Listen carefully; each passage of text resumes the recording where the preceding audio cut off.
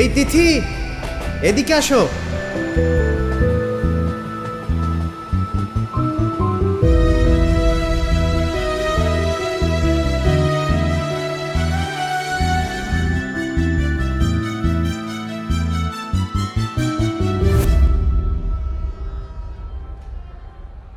তিথি, কেমন আছো?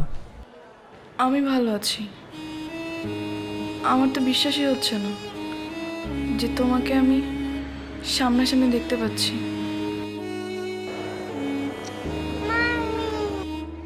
তোমার মেয়ে না? মাশাল্লাহ, খুব সুন্দর, একদম পুরো তোমার মতো হয়েছে। হাজব্যান্ড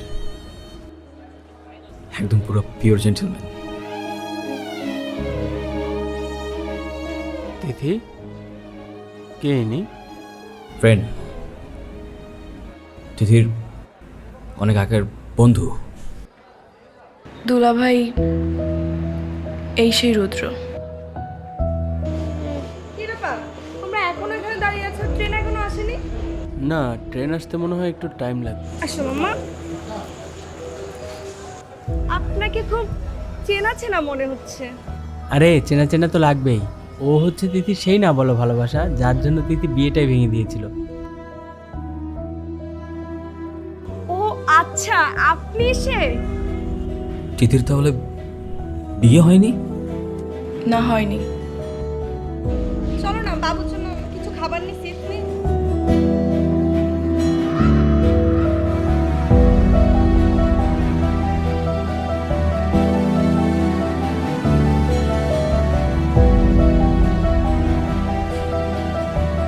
সত্যি তুমি বিয়েটা ভেঙে দিয়েছো? তো কি করব? বিয়ে না ভেঙে তো আর কোনো উপায় ছিল না। আমি এমন একটা বাবা মানুষকে ভালোবাসলাম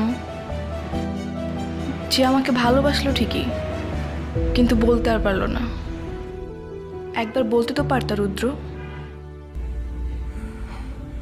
দেখো তিথি, বাস্তবতা অনেক কঠিন। ভালোবাসলেও সেই সময়টাতে ভালোবাসি বলার মতো সিচুয়েশন ছিল না। ছেলেটার মা মৃত্যুশয্যায় ছিল। দিন রাত 24টা ঘন্টা ছেলেটার মায়ের মৃত্যু ভয়ে তার দিন কাটত। ভাগ্যের কি নির্মম পরিহাস দেখো, ছেলেটার মায়ের আগে তার বাবা চলে যায়। ঠিক সেই সময় তোমার বাবা এসে বলে তোমার বিয়ে ঠিক হয়ে গেছে। তখন সেই ছেলেটার কি বা করার ছিল বলো? তাই বলে এভাবে হারিয়ে যাবা? যাকে ভালোবাসি তাকেই যদি না পাই, থেকেই বা কি করবো? তুমি জানো না রুদ্র, তুমি হারিয়ে যাওয়ার পর আমি তোমাকে প্রত্যেকটা সেকেন্ড, প্রত্যেকটা মিনিট কতটা মিস করেছি। তোমার কি একবার ওই তিথির কথা মনে পড়েনি? আমি হয়তো তোমাকে বলতে পারিনি, কিন্তু আমার একটা আত্মবিশ্বাস ছিল যে কোনো না কোনো দিন আমি তোমাকে পেয়ে যাব। আর সেই জন্য আমি এখনো বিয়েই করিনি।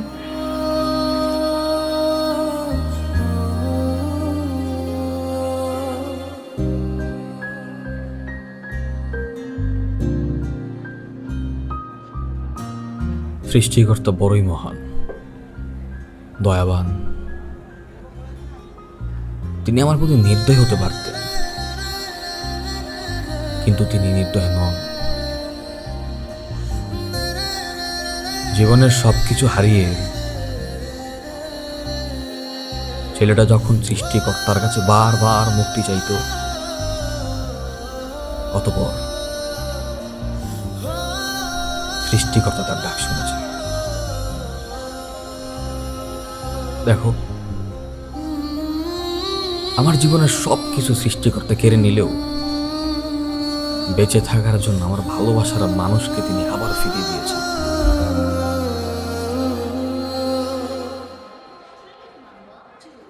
রুদ্র, আমি কি তোমাকে একটু জড়িয়ে ধরতে পারি?